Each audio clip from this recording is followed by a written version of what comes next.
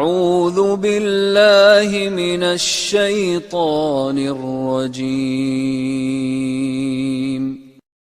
وقل رب أعوذ بك من همزات الشياطين وأعوذ بك رب أن يحضرون.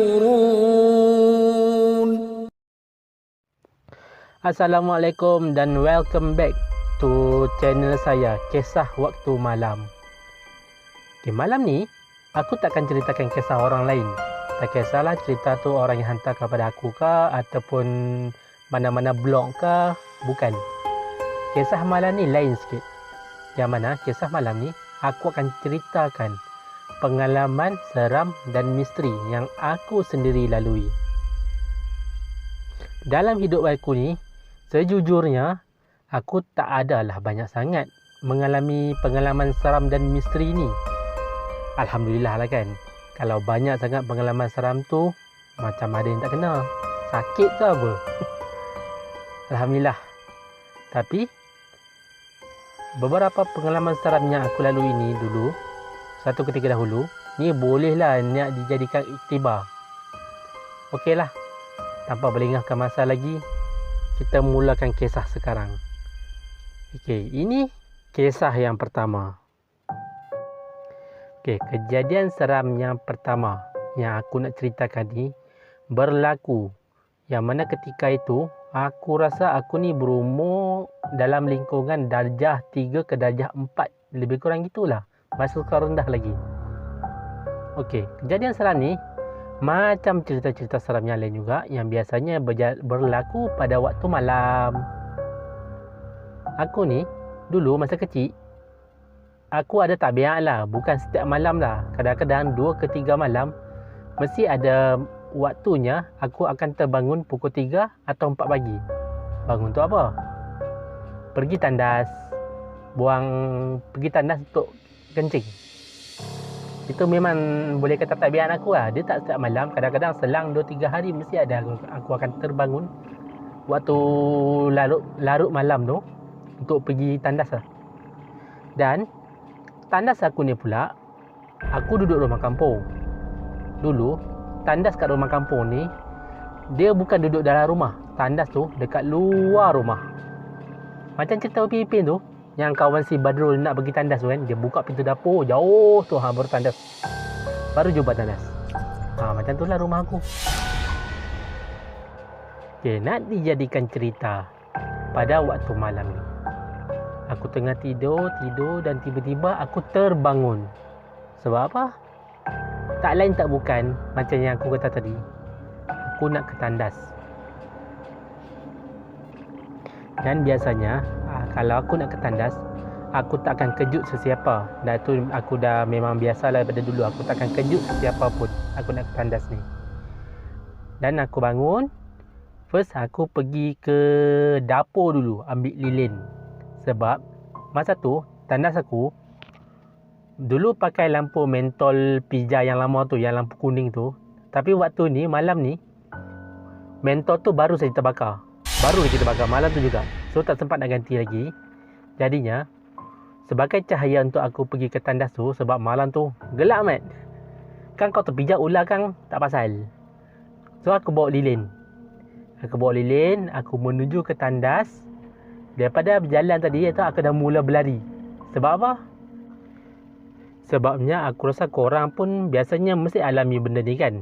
Makin kita dekat nak ke tandas tu, makin kita dekat dengan pintu tandas, makin kita rasa membuak-buak nak membuang tu. Betul tak? Macam tu juga aku pun. Makin dekat aku rasa makin tak tahan. Jadi aku terus berlari.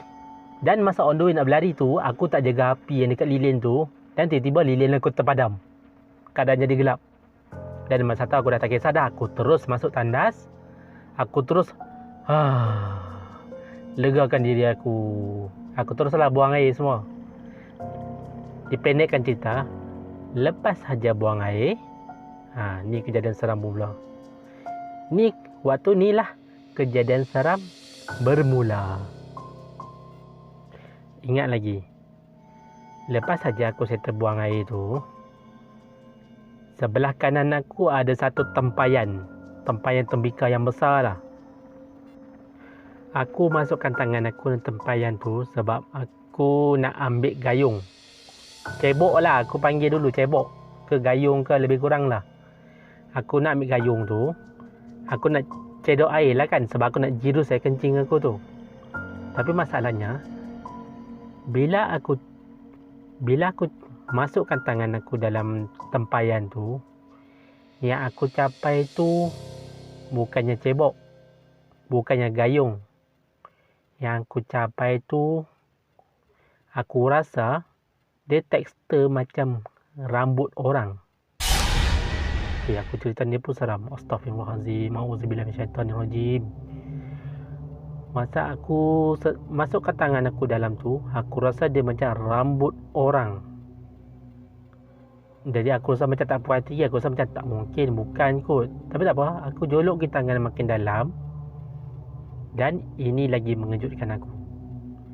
Tadi rambut orang kan, bila aku jolok lagi dalam, aku rasa yang aku pegang tu benda yang macam kepala. Aku rasa dia macam aku pegang kepala orang. Dan aku rasa dah tersangat takut sebenarnya waktu ni. Aku pun angkat balik tangan aku. Aku terus zip seluar. Dan aku pusing nak keluar daripada tandas tu. Dan keadaan gelap tu, tapi still boleh nampak lagi lah pintu tandas. Sebab waktu tu bulan penuh. Jadi cahaya bulan tu ada masuk sikit dalam air. So nampak sikit lah. Dalam aku tengah berjalan, melangkah perlahan-lahan nak keluar tu, daripada arah tempayan dekat belakang, aku dengar macam benda tu bangun daripada dalam tempayan tu. Seolah-olah dia macam bangun. Kita kalau duduk menyelam dalam air, dan kalau kita bangun perlahan-lahan, kan kita akan dengar kan bunyi air menitik tu kan. Menitik dengan banyak tu. Daripada badan kita ke dalam air, bunyi air menitik lah senang cerita. Bila kita bangun tu, bunyi macam tu aku dengar dalam tempayan tu. Jadi daripada aku melangkah tadi, aku ambil keputusan yang paling bijak. Apa dah agak-agak korang? Yes, Mat. Aku lari terus masuk rumah, tutup pintu. Aku pergi masuk bilik aku tidur terus. Gila kau nak tunggu lagi. Dan alhamdulillah malam tu aku berjaya tidur. Dan esok paginya tu, mak aku utarakan satu persoalan misteri. Malam tadi, siapa kencing tak jirus? Itu sajalah kisah aku untuk kisah pertama ni. Jadi untuk pengajaran daripada kisah yang aku ceritakan tadi, lain kali kalau kita nak masuk ke dalam tandas, kita tahu kan tandas tu rumah syaitan. Okay. Adalah amat-amat digalakkan untuk kita membaca doa masuk tandas. Dia digalakkan untuk meminta perlindungan pada Allah Subhanahu Wa Taala daripada sebarang gangguan syaitan. Jangan jadi macam aku. Dan saya bela masa aku celup tangan dalam tempayan tu, dia tak tarik tangan aku ke apa. Kalau tidak, KO. Jadi ingatlah, sebelum masuk ke tandas, bacalah dulu doa pelindung. Kalau dah tak tahan sangat, korang boleh baca je sambil berlari. Asalkan korang baca, jangan lupa.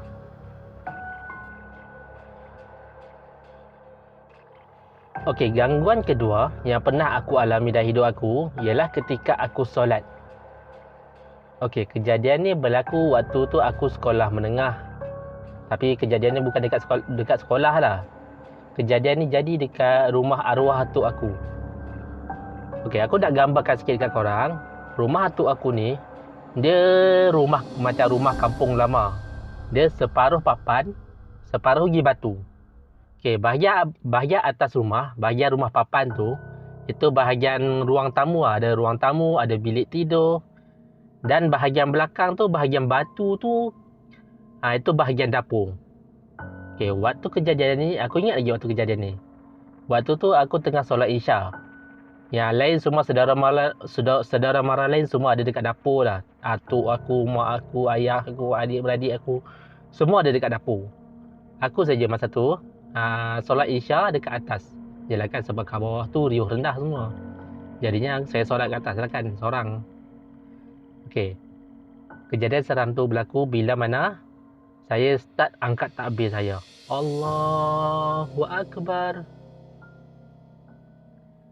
First, yang aku rasakan ialah aku rasa seolah-olah macam ada orang kat belakang tengah perhatikan aku. Sebab aku rasa hati aku macam tak sedap sangat masa ni.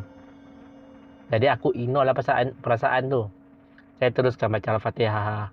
Alhamdulillahi Rabbil Alamin. Saya tak baca lah kuat. Sebab kita dalam masa sama kita tengah rasa takut kan. Saya baca lah Al-Fatihah dengan kuat sekali. Dia tengah baca tu. Dan tiba-tiba dekat belakang aku dengar bunyi macam orang berjalan. Perlahan-lahan dah macam setapak muna mandi dekat belakang aku. Aku masa ni aku ingat mungkin adalah kot saudara mara aku yang naik. Aku dengar bunyi tapak kaki tu belakang munda mandi. Kau kena faham lantai tu lantai kayu. Jadi kita memang boleh dengar dengan jelas akan bunyi dia. Okey. Bila aku ignore bunyi tu dan aku terus solat, rakaat pertama, rukuk, aku sujud. Dan bila aku bangun daripada sujud, dekat depan aku tu ada kerusi kayu. Atas kerusi tu ada cushion. Tiba-tiba depan mata aku nampak cushion tu seolah-olah ada orang tarik daripada kerusi tu terus jatuh ke bawah. Depan mata aku. Aku macam bilai. Sudah. Ni apa benda pula ni? Jadi aku teruskan solat. Aku bangun untuk rakaat kedua. Aku sambung balik baca. Kali ni aku baca Al-Fatihah lagi kuat. Aku baca Al-Fatihah. Lepas tu aku sambung baca surah. Dan tiba-tiba daripada ekor mata aku nampak seolah ada bayangan orang melintas. Hitam orang tu. Aku nampak cuma nampak bayangan orang melintas saja. Dekat ekor mata bahagian belah kiri. Aku dah mula dah rasa macam ni. Aku rasa ni memang ada benda tak kena ni. Jadi aku terus pergi solat. Dan aku pejam mata sebab aku tak ada tengok. Rakaat kedua, aku teruskan membaca. Aku rukuk, aku sujud. Saya duduk antara dua sujud. Masa ni kejadian macam tadi juga. Aku dengar orang muna mandi jalan sekeliling aku. Aku rasa macam ni nak je aku batalkan solat. Tapi masa ni hati aku mula memujuk aku lah. Aku cuba kata pada diri aku yang aku ni sekarang tengah menghadap Allah, Tuhan yang mencipta sekalian alam.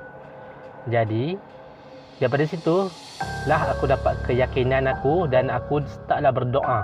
Saya harap ya Allah, apa saja yang cuba mengganggu ni ya Allah, lindungilah aku ya Allah. Jadi masa tu dipendekkan cerita, solat tu aku berjaya habiskan. Lepas saja saya habis solat tu waktu tu, memang saya tak tunggu dah. Saya terus saja lipat sejadah, gulung, terus sajalah turun ke bawah terus. Okey, kisah ni saya ceritakanlah dekat mak saya. Mak, tadi masa abang tengah semayang, abang rasa macam ada benda kacau lah mak. Dan masa ni barulah mak saya buka cerita. Dia kata dekat rumah arwah atuk tu memang ada gangguan. Waktu dia kecil pun dulu memang macam-macam gangguan jadi. Masa dia kecil lah dekat rumah tu. Masa dia duduk kat rumah tu lagi sebelum kahwin. Memang pun ada banyak gangguan. Dan sekarang pun masih ada. Cuma sekarang ni dia kata dah kurang lah gangguan tu. Cuma kalau kita duduk seorang tu memang kena lah. Tapi kejadian tu bukan berlaku sekali je lah. Dia berlaku lagi dekat diri aku beberapa kali. Pun gangguan yang sama juga. Tapi gangguan tu cuma berlaku time aku solat je tau. Time aku tak solat, contoh kalau aku buat apa-apa saja dekat rumah tu, kalau aku seorang diri, aku tak kena ganggu pun. Tapi bila aku solat dalam rumah tu, start lagi bunyi itu, bunyi orang berjalan, bunyi orang berlari. Mulalah kau nampak macam daripada hujung ekor mata kau tu nampak macam benda hitam. Jadi aku rasa benda tu dia tak suka ada orang solat dalam rumah tu sebenarnya. Itu sajalah kisah ringkas saya. Sekarang rumah tu masih ada lagi. Cuma sekarang saya dah jaranglah pergi rumah arwah atuk saya tu sejak arwah atuk saya meninggal pada 2016 dulu. Kisah-kisah yang anda dengar merupakan kisah daripada kisah waktu malam. Jangan terlalu percaya dan terikut-ikut dengan apa yang bakal anda dengarkan.